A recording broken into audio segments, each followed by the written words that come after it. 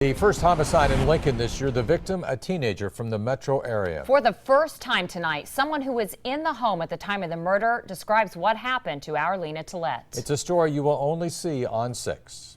All he could talk about was finishing high school and going on to the Marines, and I was very proud of him. Pride swelled for Richard Randall's entire family. His uncle David says they were happy to see the 19-year-old getting on the right track, training every day to be a Marine. Just a really good kid that made some bad decisions, and unfortunately this last one cost him his life. That pride turned to grief Sunday when the Plattsmouth teen was shot to death in a Lincoln home.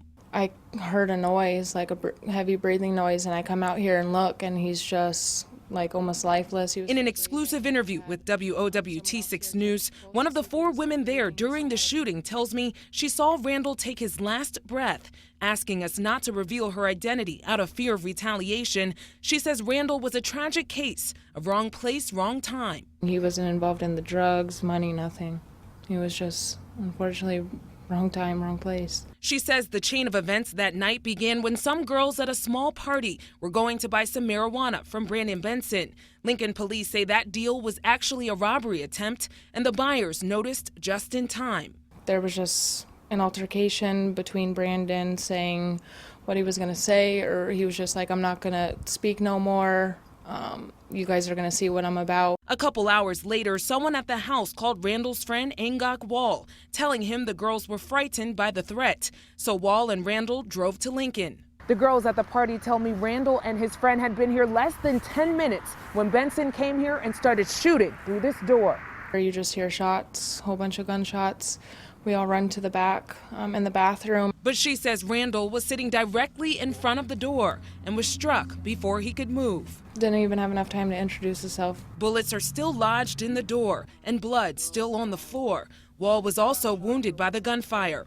The Lincoln Police Department made quick work of its first homicide of the year, tracking down Benson the same day, who is now charged with first-degree murder, and arresting 2 other men, Joseph Bratt and Joshua Locke, who police say were there with him during the crimes. A 4th man, Justin Chase, has been arrested for allegedly supplying the gun. We tried to help people whenever he could. I'm not saying that this was it was 3 in the morning. Let's face it, he shouldn't have been on the streets, but the fact of the matter is he got a call, was on his way over to help, actually went there to help and lost his life over it. Mourning the promising future he says Randall could have had, he says he now hopes justice will prevail. We're praying and we believe that justice will be served. With photographer Joe Vanami, Lena Tillett, WOWT6 News.